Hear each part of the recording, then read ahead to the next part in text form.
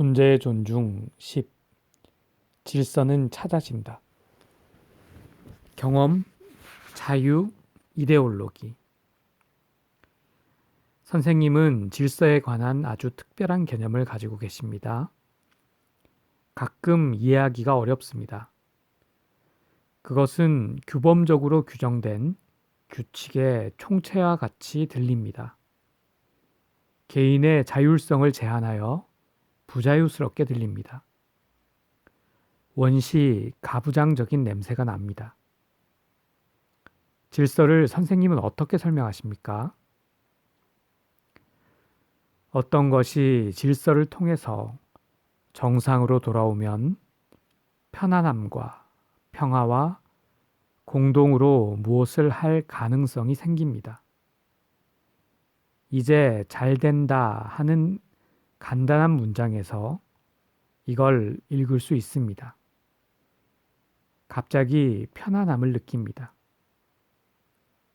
이 질서는 제가 주장한 것이 아니고 가족 세우기를 통해서 찾아진 것입니다. 소속의 동등한 권리. 예를 들어 주시겠습니까? 그리고 이 질서에 따라 움직이는 어떤 규칙이 있습니까? 예, 있습니다. 가족 세우기를 여러 번 해보면 무엇이 질서에 맞는 것인가를 볼 수 있습니다. 예를 들어 봅시다. 가족의 일원은 이 가족에 속한 동등한 권리를 가지고 있습니다. 이것은 기본 질서입니다. 이 가족에 속한 누구든지 귀속의 권리가 있습니다. 아주 아름다운 질서입니다. 이렇게 되면 원래 좋은 일만 생깁니다. 이 질서는 제가 성경을 인용해서 선포하는 것이 아닙니다.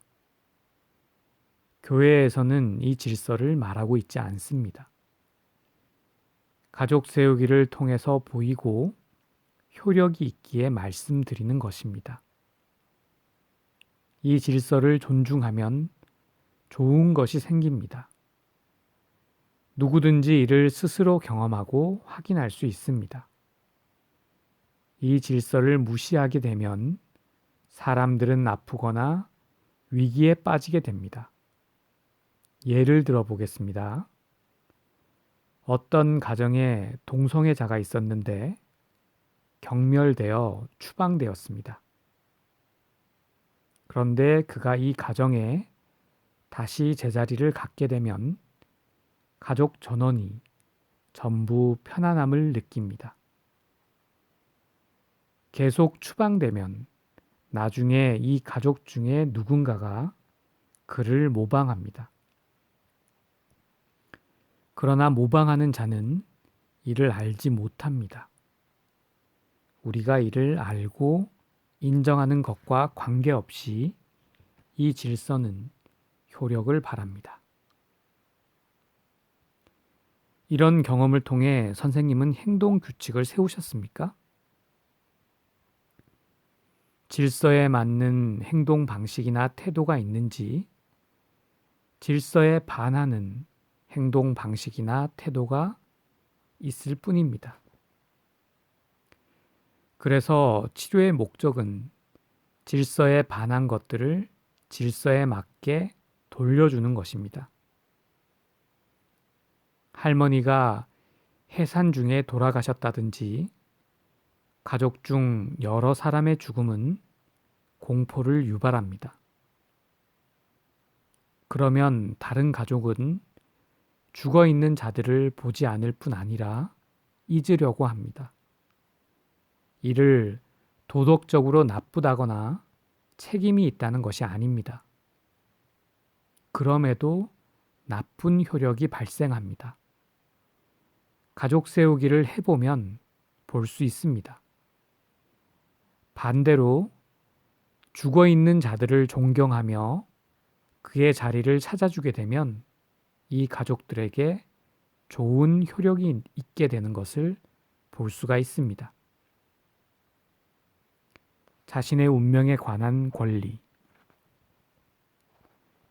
각자에게 속한 운명을 스스로 갖고 살아야 한다고 요구하는 것도 이 질서에 속합니다. 한 가정에서 부모가 그들의 형제 자매가 죽었다 하여 그들을 따라 죽으려고 한다면 자녀가 부모를 대신해서 죽으려고 하는 내면의 욕구가 생깁니다. 그러나 이는 질서에 반하는 것입니다. 그들에게 속하지도 않은 것을 하려는 외람된 일입니다. 부모를 사랑하기에 그렇게 하는 자녀가 잘못한다고 말할 수 없습니다만 모두에게 몹시 나쁜 결과를 가져오게 됩니다. 자녀에게 매우 어렵더라도 부모님을 가시게 하는 것이 이 자녀가 할 수 있는 일입니다. 이것이 부모님을 존경하는 길입니다.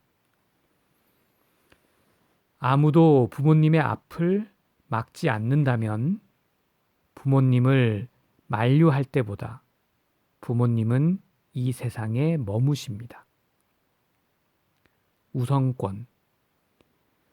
우선권에 관한 질서가 있습니다. 부모는 자녀보다 상위에 있으며 부부됨은 부모됨보다 우선합니다. 부모가 자녀보다 상위라는 것은 무슨 뜻입니까? 부모는 자녀에게 부모가 먼저라고 분명하게 해야 합니다. 그러면 자녀는 편안함을 느낍니다. 부모가 자녀와 친구가 되려고 한다든지 하여 먼저됨을 관철하지 않으면 자녀에게 몹시 나쁜 결과를 가져오게 됩니다. 자녀는 불안정하게 되면 부자유함을 느낍니다.